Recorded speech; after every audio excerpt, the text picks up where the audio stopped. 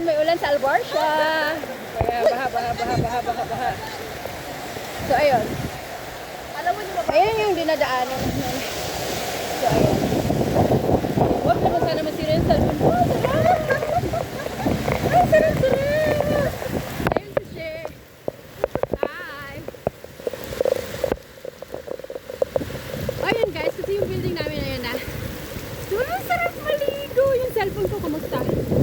Kamusta yung cellphone ko? Huwag sana siyang nasisira. Kaya nga. Ang sarap. Mababasa yung bahay namin. So, ayun. So, ayun na kami sa bahay. O, diba? Tapos mamaya mas maganda sana doon banda. Bye! Okay. Ang sarap.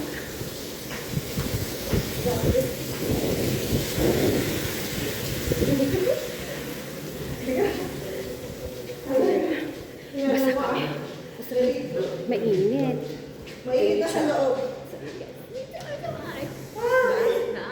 Basang-basa. Ayun. Halika na!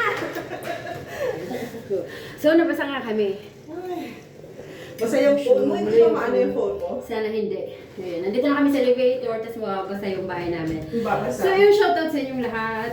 Gusto na kayong lahat. At kami ay mabuti lang.